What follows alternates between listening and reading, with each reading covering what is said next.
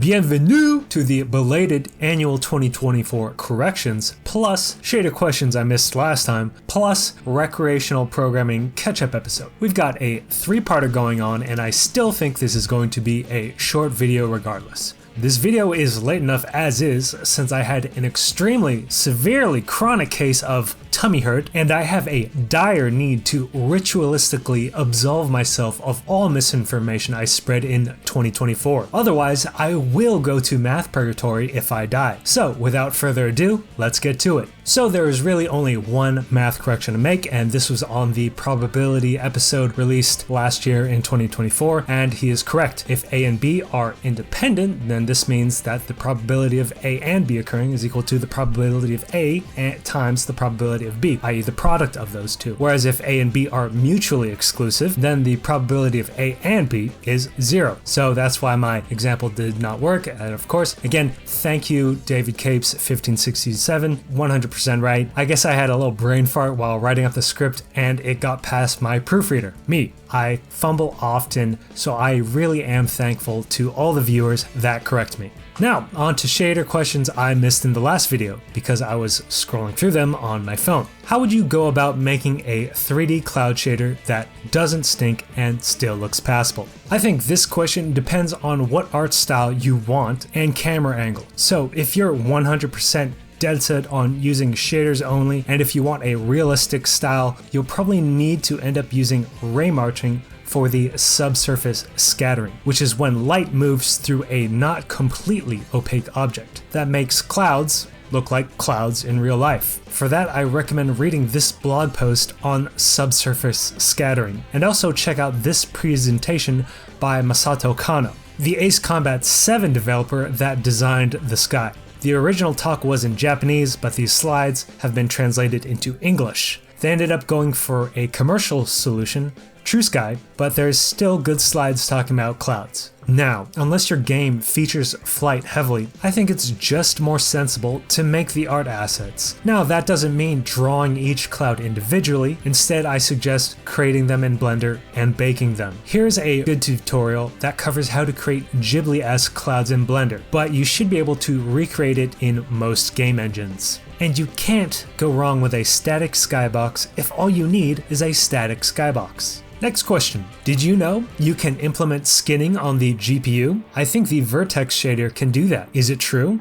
Fact checked by real American patriots. True. The response to the original questions, which I put on screen, is 100% accurate, which is great. This dovetails into my corrections comment. Again, I'm so thankful that you are all just so smart and are willing to share your knowledge. And it makes me feel better knowing that someone will correct me or add on additional information if I get something wrong or miss a question. Alright, now for the goofy stuff. For the proud few that saw my recreational programming session, here's an update. I've fully embraced the power and madness of macros. Reject modernity, embrace tradition. Look at this bad boy. It's beautiful. A go-to inside of a macro. This is diabolical. If I had to work on this project with anyone else, I would hate me. But yes, for those that don't know, the recreational programming I'm doing is I'm creating a standalone GDScript LSP, and last time I started on tokenizing GDScript, and if we look at this test, we can see that I actually am tokenizing GDScript. I'm doing something I call maximally tokenizing, so just anything, yeah, that's a token. And then I do the old machine learning engineer trick and pre-process it to remove unnecessary tokens. So for this non-example of actual GDScript, I end up cutting out about a quarter of all tokens. And of course, I'm reusing and recycling the memory I steal from RAM, so I add a nice little overhead when I do allocate, all in an effort to allocate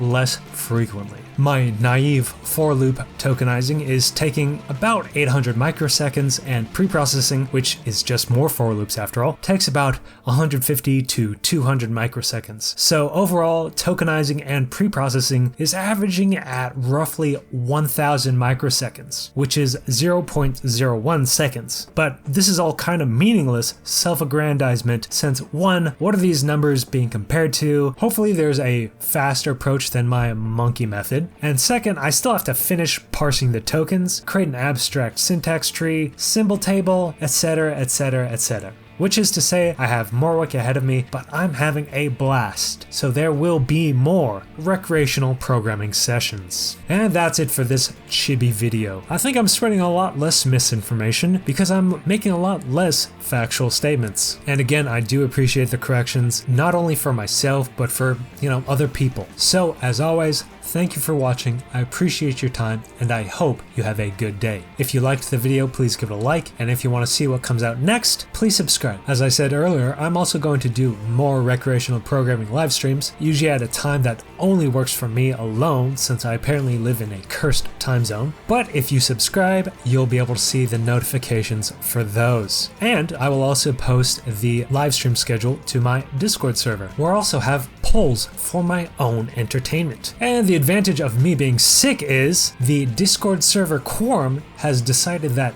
alcohol is better than carbonation with regards to yeast-based fermentation effects. Very cool and very based. So if you want to hang out in this cool and based server with these cool and based people, check out the link in the description. And not only do I post goofy polls, I also post pictures of things I baked, unless my tummy hurts, in which case I did not bake. But speaking of baking, let's get to it.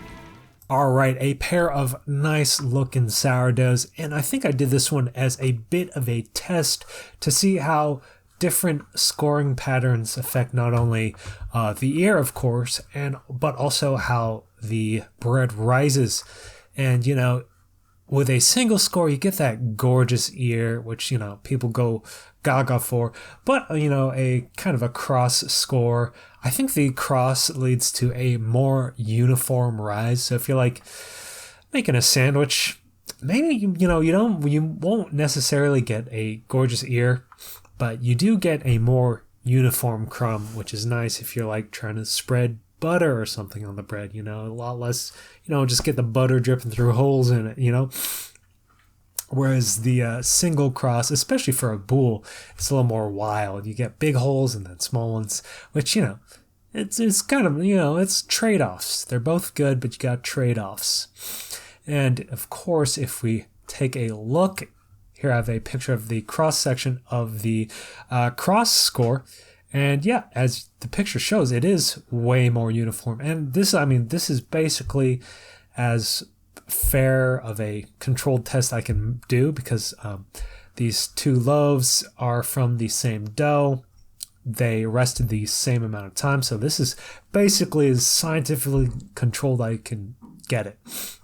But I still, even though this cross one doesn't have a great ear, but it still has a beautiful rise on it, nice crumb, delicious, and that's what I gotta say. And unfortunately, there's no notes on the hydration, but just looking at it, I think I've settled on a 75% hydration. So this is probably 75%. I find that I can go up to 80 and 90, but it's just more. It's harder to work with.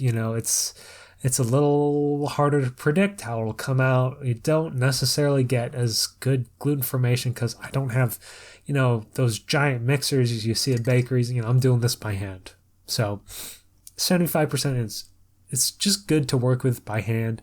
I can still get great rise and good ears, but it's easy. It's easy for me to do, which, when I'm baking, I'm not making a bakery's worth of bread, and I don't got a bakery's set of tools, so I gotta do what works for me. But anyways, I think I'll sign off here. The yeast in the air is free. Go out there and bake. It's nutritious, it's delicious, makes a great gift, it's good for you, and most importantly, it's a great way to show your appreciation, and I appreciate all of you. So thank you, and I will see you next time.